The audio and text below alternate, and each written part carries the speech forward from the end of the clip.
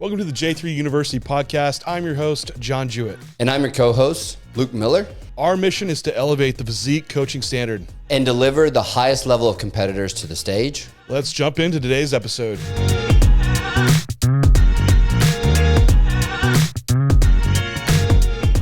Five mistakes holding back your glute development in the wellness bikini division, or any division where you just want some bigger glutes. Maybe you're the bodybuilder that just has no glute striations on stage and need to up the booty gains. Well, this is what we're going to cover in today's podcast is 5 common mistakes that we see that if you improve, can improve your progress for your glute training. And Luke has become just the wellness guy, I guess. You have a bunch of wellness competitors now. Just had some good success too on the coaching side. Yeah, it's been a fun couple years in that class. I really enjoy coaching it. It takes a lot on the training side to do it right. I think that might be part of the reason why I enjoy it so much, just because there's so much misconception on the training side, and it's fun to kind of work through some of the problems that we're going to touch on today. And I think one of the biggest points, and it's probably the biggest teaching point you kind of start with this class, is most girls and just people in general don't even have awareness of like pelvic positioning and its influence on how they execute patterns. And I think like when we talk about glute gains and not having enough glutes, whether it's the bodybuilder or the wellness girl, like this is step one of awareness, because this affects every single pattern that you do. No, absolutely. This just that poor pelvic position, it really sets up from the start of a lift what muscle groups are going to be prioritized and biased once you get down into like the length end or depth of the lift and throughout even the range of the lift. And what we see, I think, in a lot of the bikini and wellness is how do you pose for these divisions, right? It's like, well, I really need to like stick my butt out and up, right? That is the anterior pelvic hip position. And if you think of like just any girl in their back pose, this is kind of that position. The problem is that when you're always in that position, especially if you have someone that's naturally in their posture, they stand just kind of butt out and maybe like the lower abs are pushed out a bit. If you start your squat like that, it makes it very hard to get a lot of glute into the movement. You end up in a position where, for one, if you're squatting and you have your hips rotated like this, that you run out of hip really quick. And that's where you see the squat where that person's going down. Then all of a sudden they have to like tuck their butt under them or do the butt wink, right? And in that position, the glutes are in a very, very poor spot to actually output. And you're actually going into lumbar flexion, right? So to actually get out of the squat position, you have to reverse that. So a lot of times you'll lose a lot of quad. The hips will kind of shoot back and upward.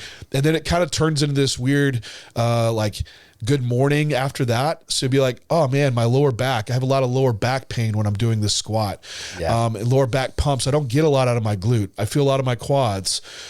This could even be the position if you have like a wider stance squat and you're doing kind of the same thing. It could be like, oh, I feel like a lot of my adductors.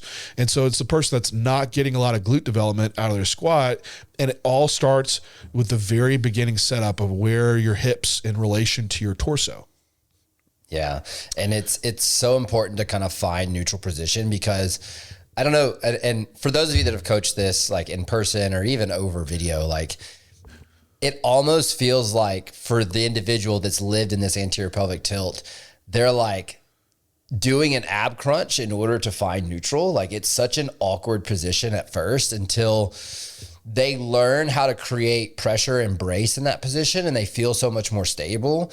And what you'll see as far as like watching video footage, which if you've watched the video analysis lecture in level 1, you'll kind of know this, and you've seen this, where on that side view of the squat pattern, you'll see those hips and those knees move away from the bar, pretty much be equidistant, maybe a little bit further towards glute, but that glute then doesn't come back towards the bar at the bottom. It finds its furthest point away from the bar at the bottom of the squat pattern, and then it moves back up underneath the bar as we go in back into the top of the squat. So from a visual standpoint, that's what we're aiming for, but it can be really awkward. And to be honest, like the other thing that I find that it does too is it's the start point of fixing what's very common as well as a hip shift. You'll see a lot of hip shifting in these classes because they pose to one side a lot versus the other because it's their Instagram thought picture side, and they're taking pictures every day that they train legs on that side. So they pre-bias that anterior pelvic tilt and a slight shift to one direction.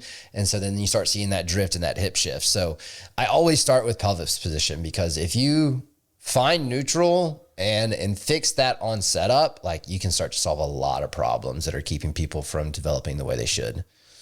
And so like the take home kind of easy cue that you might use. And I was just coaching Renee in this because she like pre-biases like her anterior hip tilt. And I was like, you need your pelvis like underneath you a little bit more. And she looks back at me and she goes, so like rib cage in line with pelvis? I'm like, yes. It's like, I was like, yes, you must have heard us talk on this before. But basically if you like drew a line from like your sternum to like your pubic bone, like that should be relatively like in a straight line, which I also give the idea of like, if I was going to come up and punch you in the stomach, right, you'd be like, huh, like you kind of like move into this like ab brace position. That's the position that you want to be in. So you're not looking to like do an ab crunch, but in this like this ab extended position, your core doesn't have a lot of ability to create tension and brace. So that's why you end up like not being able to control the hips a lot in your squat. And I think one thing that probably hasn't been in place a lot for a lot of females that are trying to do a lot of glute training is the posterior chain is very strong, but laterally and anteriorly, you could be very weak in the core.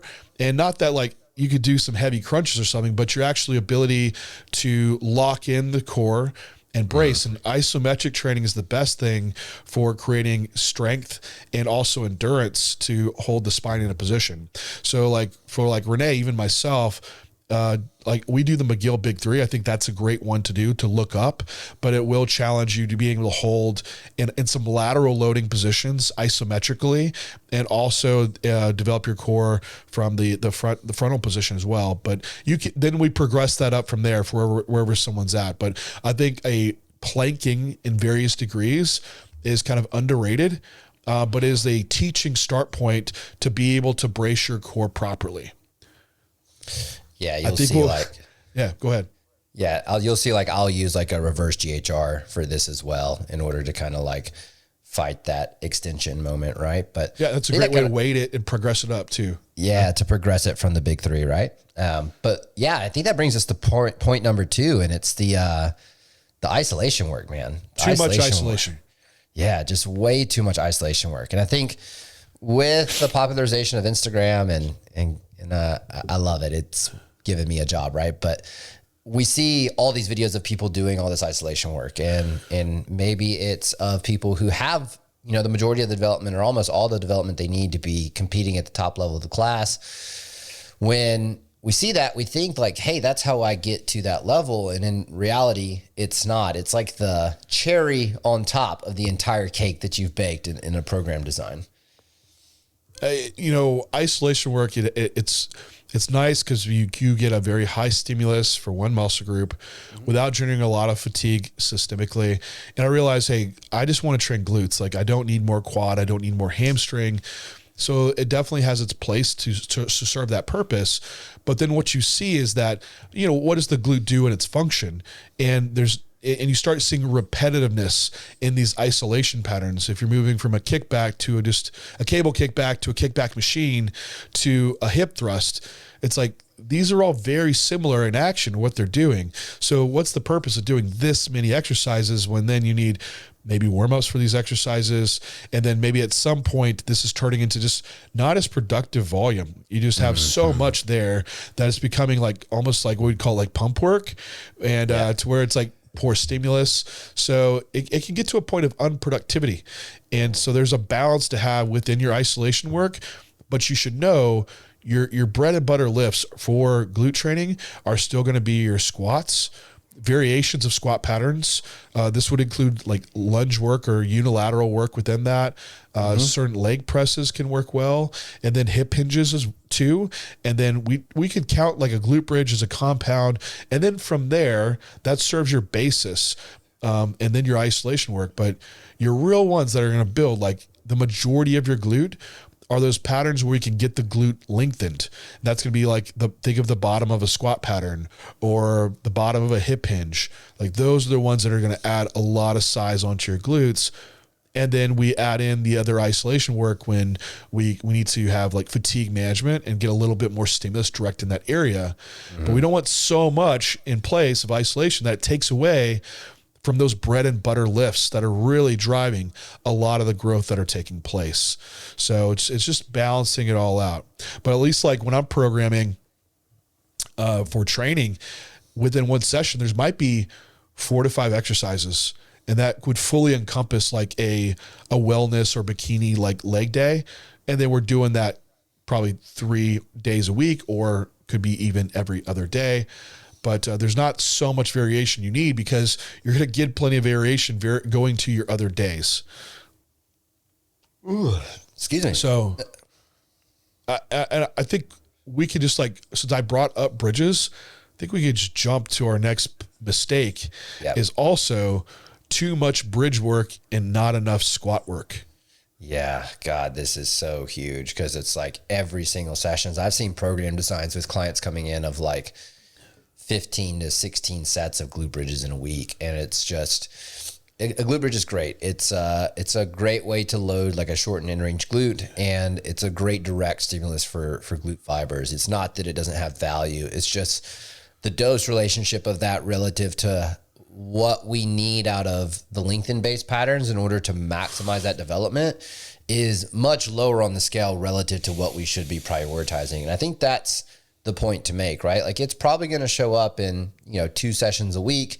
It's not uncommon to have somewhere in that 4 to 5 sets of it, but man, you start getting in that, 9, 10, 11, 12, you just start to see like one, a lot, like you mentioned earlier, a lot of wasted volume and wasted effort, but 2, I actually start to see a lot of potential for lower back pain, QL pain, issues with just kind of like, any kind of pelvic type of range, like or pain around the pelvis, like any of those attachments. And it just breeds problems over time.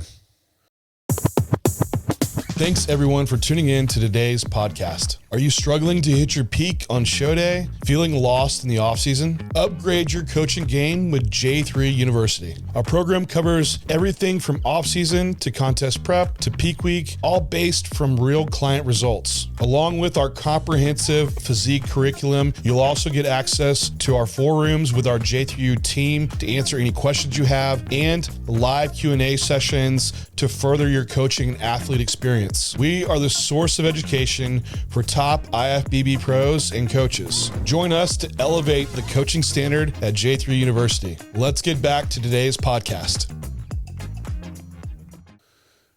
Yeah, it's a point that I brought up in the isolation movement is that you are training kind of that in range of hip extension, right? That kind of the lockout, if you want to call it, for if you're not as versed on the terminology side. But when you're also doing like a cable kickback, you have your glute kickback machines, or a reverse hyper, or whatever it may be, you're all training a lot of that in-range hip extension already.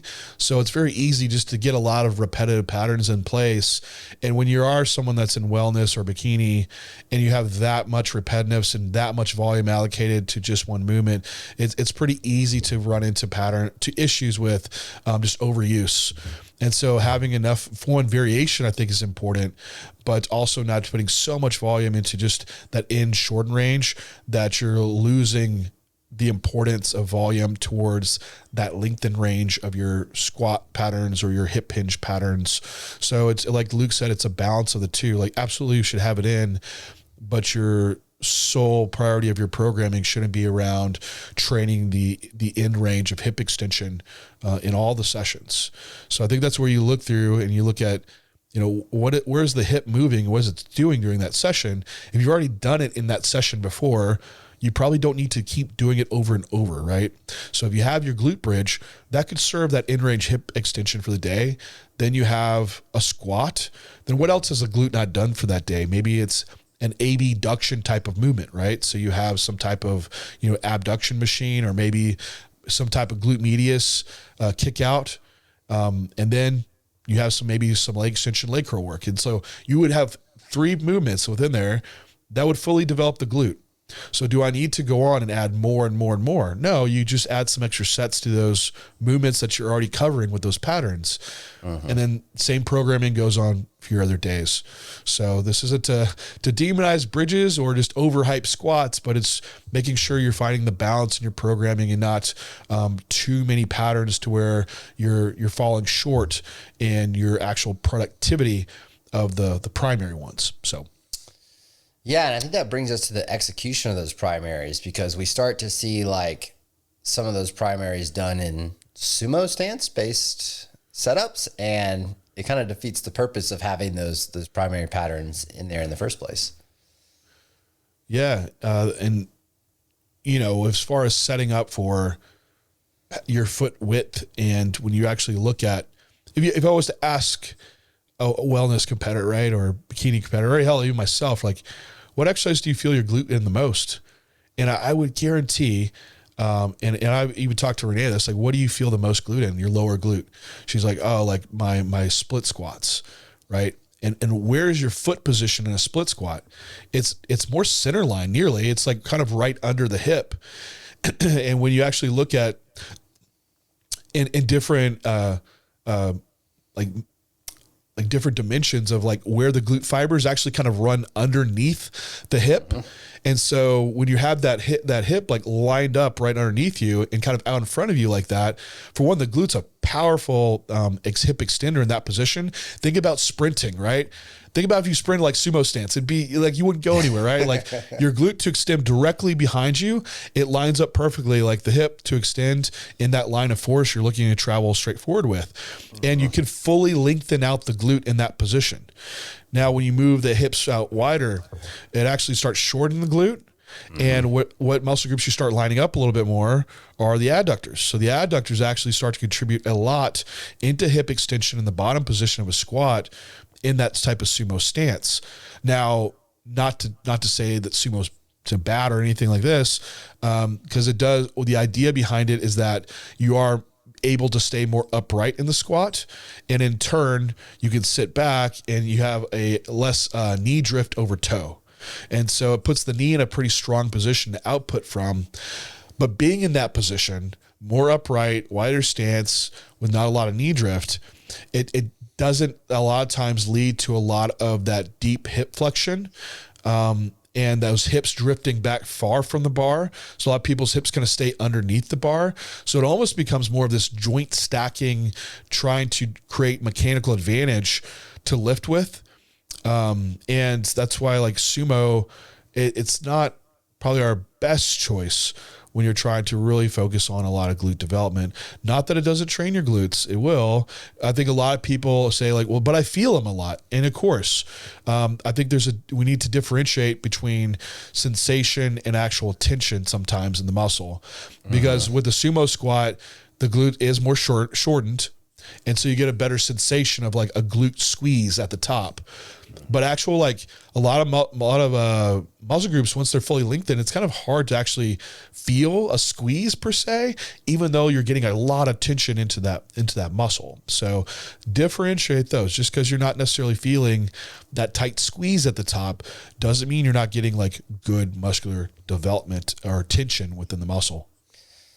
Yeah, and I kind of always get into this like when explaining it to athletes or clients, like, where do you feel that sumo a lot, right? And it's at the very top when you've got those hips under you and you're squeezing the heck out of your glutes. And I almost call it like the crossbody chest press of the glute, right? Because it's that extremely short range, and just to try to create some buy-in and kind of understanding like why that's the case, of why we're not kind of wanting to load in that position that's mechanically going to give you a lot of leverage, but not going to drive us a lot of tension. But I think kind of overall, when we look at program design, there are a lot of mistakes with being able to manage like overall lower back loading. A lot of these patterns have axial loading, and kind of dispersing this through the week can be problematic for a lot of individuals. And so I think there's some points there to kind of pull out of like, how do we manage this lower back loading? Because kind of like I mentioned before, pelvis position would be part one, but then part two would be the exposure of that axial loading.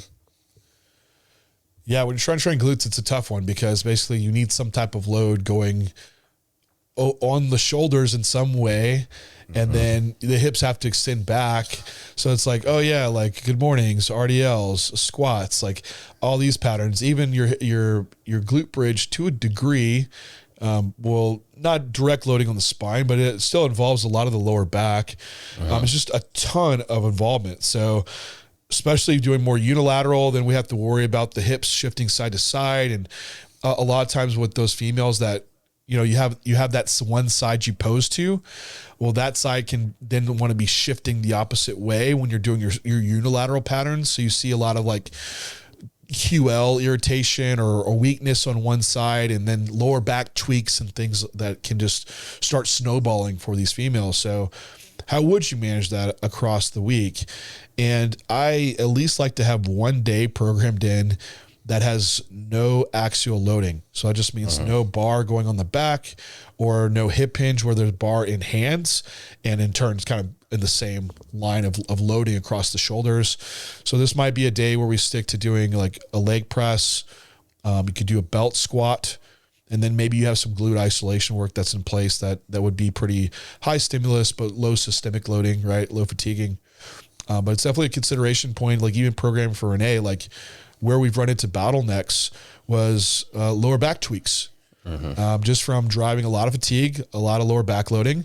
And then if her form's off a little day, like if you're not had that in that good brace position, like we talked about with the right pelvis position in a unilateral pattern, you get a little shaky and you're out of position, it's easy to tweak your lower back.